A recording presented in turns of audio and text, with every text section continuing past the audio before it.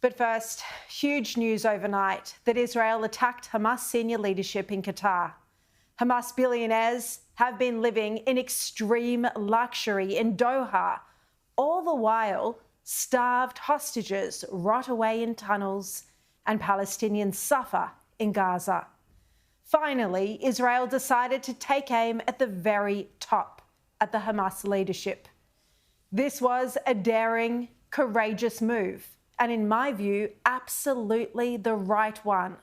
Israeli Prime Minister Benjamin Netanyahu did this after yet another terror attack in Israel this week. Yesterday, 4 of our soldiers were killed by Hamas terrorists in Gaza, and 6 Israeli civilians were brutally murdered in a bus stop in Jerusalem. This morning, Hamas proudly took credit for both of these actions. At noon today, I convened the heads of Israel's security organizations and authorized a surgical precision strike on the terrorist chiefs of Hamas. These are the same terrorist chiefs who planned, launched, and celebrated the horrific massacres of October 7th. Now, it's unclear who precisely has been eliminated and who survived the attack. But even if Israel wasn't successful in killing the Hamas leaders this time, it was certainly successful in sending the message that their safe haven is no longer. These leaders now have a target on their back, and they'll never feel safe. Israel is determined to eliminate Hamas, not just the monsters in the tunnels, but the fat cats at the top too. Now, some of these Hamas leaders include Khaled Mashal, who is the Hamas political bureau head. He's reportedly worth more than $3 billion. There's Ghazi Hamad, who had vowed to repeat October 7 over and over again. There's Khalil al-Hayya, who was a close friend of Yahya Sinwar, the mastermind of October 7, who was famously killed last year. Now, the Wall Street Journal reports that he had stalled hostage negotiations. And here's some more of the group, with the former leader Ismail Haniyeh on a private jet and here in luxury at a hotel. Now, how much warning Israel gave America is still unclear. Trump initially indicated that he'd asked Witkoff to warn Qatar in advance, but then later he said he himself did not know before the strike. Mr. President, did Israel tell you in advance? No. So you were caught by surprise, sir? I'm never surprised by anything, especially when it comes to the Middle East. And Trump also said that he was unhappy about the hit on Qatar. I'll be giving a full statement tomorrow, but I would tell you this. I was very unhappy about it, very unhappy about every aspect, and we got to get the hostages back. But I was very unhappy about the way that went down. Now, in my view, this is likely to be a line to try and maintain good relationships with America's ally, Qatar. If Witkoff wanted to get hold of Qatari leadership, he would have done so. But if it is genuine, if Trump really did try and warn Qatar, then of course that would be a huge betrayal, because it means Qatar could have warned the Hamas leaders and they would have been able to escape being killed by Israel. But I think when you see those comments where Trump says he's unhappy about it, in my view, he's simply trying to maintain a solid relationship with Qatar. And he is also probably frustrated. Trump just wants the wars, both in the Middle East and Russia and Ukraine, to end. And it's proving far more difficult than he imagined. But thankfully, he doesn't control Israel. And the reality is that the Hamas leaders living in Qatar have been a legitimate target since October 7. Just last night on this show, we spoke about how Qatar has been funding Hamas. Qatar has been funding Hamas and provides a safe haven to the billionaires. Correct. So Qatar is a small country of less than 300,000 citizens, but it's one of the wealthiest countries in the world. And it has a bay'ah, it has a spiritual oath to the Muslim Brotherhood.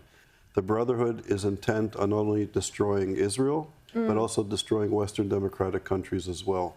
So Qatar houses the leadership of the Muslim Brotherhood and still houses the leadership of Hamas and funds Hamas, which is the Palestinian chapter of the Muslim Brotherhood. Yeah, and of course they live in luxury and wealth and extravagance.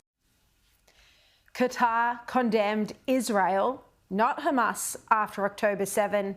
And in fact, footage shows Hamas leadership in Qatar celebrating and thanking Allah for the success of that massacre. Qatar has continued to fund and support Hamas while they hold hostages. And this has been the same for nearly 2 years. More than 700 days, nothing is changing. The hostages are dying. It's not Israel that hasn't agreed to the hostage deal, it's Hamas. Something has to give. And now Israel is ramping up the pressure on the Hamas billionaires, the terror chiefs, as Netanyahu called them. Now, naturally, if we all think something is a good move, the Albanese government has the opposite opinion. And Penny Wong and Richard Miles and others today condemned Israel's strike against the terrorists. This strike imperils that ceasefire, violates Qatar's sovereignty. The strikes by Israel on Qatar are a violation of Qatar's sovereignty. Well, an American politician, Esther Panich, put it perfectly when she said this: "Dear foreign leaders, your reaction to the killing of a Hamas leader in Qatar should be no different than the killing of bin Laden in Pakistan." And many today have drawn that same comparison to the US forces tracking down and killing Osama bin Laden after 9/11 in Pakistan, which is also a sovereign country and an ally of America. And the comparison is right. Our regular commentator on this show, Elon Levy, points out that when the United States eliminated bin Laden in Pakistan, the question wasn't, why is the US attacking a terrorist mastermind in Pakistan? But why was Pakistan sheltering a terrorist mastermind at all? And he also says that the reaction we've seen today is in line with historical condemnations of Israel.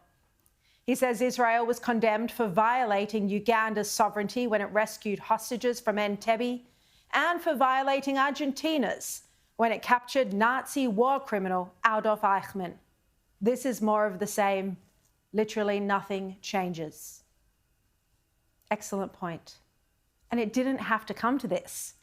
The entire international community could have put more pressure on Qatar to force Hamas to release the hostages. Qatar could have given Hamas an ultimatum.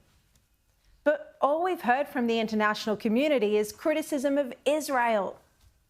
And as for this claim that this strike has put negotiations at risk, well, that's rubbish. The Hamas leadership in Qatar have refused to agree to the American ceasefire proposal that's been on the table since May. And you also have to ask, why are these Hamas leaders billionaires at all? Could it be from the tens of billions of dollars in international aid given to Gaza over the past 20 years? Now, one of my favourite satirical clips, which I played here before, shows the Hamas leadership living in luxury in Qatar. The children of Gaza are suffering. They have no food or medical supply. But you can help. Please open your heart and make a donation by clicking in the link below. Shukran and God bless you.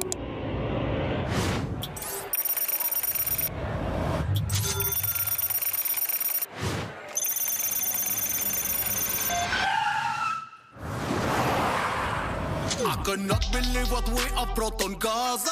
Dollar bills, my people have no water, wonder how it feels. Dollar bills, they have no gasoline, I just order video wheels. As money, my dog needs new Armani. Gaza sky is black, but Qatar is always sunny. Now, it's tragic that it's true. And the world has just turned a blind eye. Unlike the Albanese government, The Wall Street Journal editorial showed moral clarity. Yet another excellent editorial. They said this: the Qatari Foreign Ministry called the strike a criminal assault, and it's no small step to bomb a state not at war.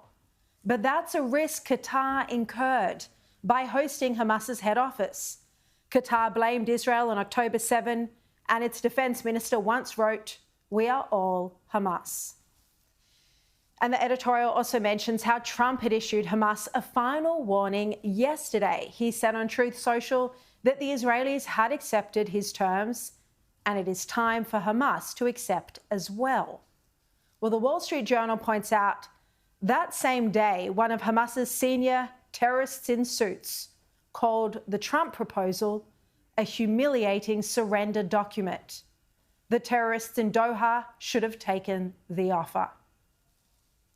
And it's worth remembering that, as John Howard told me on Monday night, Israel did not start this war. That is why it's so important to keep reminding ourselves that it was Hamas that started the latest conflict. Now, in my view, Israel needs to bring the hostages home 1,000%. But it also will never be secure with terrorists on its doorstep. October 7 cannot happen again, and Israel does need to eliminate Hamas. And Netanyahu said that targeting the leadership he believes can help end the war. And this action can open the door to an end of the war in Gaza. Israel has accepted the proposal put forward by President Trump to end the war, beginning with the immediate release of all our hostages, which have been held in the dungeons of Gaza for 700 days. If President Trump's proposal is accepted, the war can end immediately. Netanyahu also urged Palestinians to reject Hamas and to choose a different future. And this is what I admire about Netanyahu. We all sit here, as we did last night on this show, complaining about the Hamas billionaires living a life of luxury, seemingly protected in Qatar. And he takes action. He targets them. He is trying to destroy the terrorists from the very top. And you have to admit, it is rare to see this kind of strength in a world leader. I believe the passage of time will be far more generous to Netanyahu's legacy than the criticism we see today. And remember, Winston Churchill suffered a loss in the 1945 elections held after World War II. It was humiliating for him. He'd managed a victory. He'd managed to defeat Nazi Germany with incredible leadership, but he wasn't thanked for it at the time.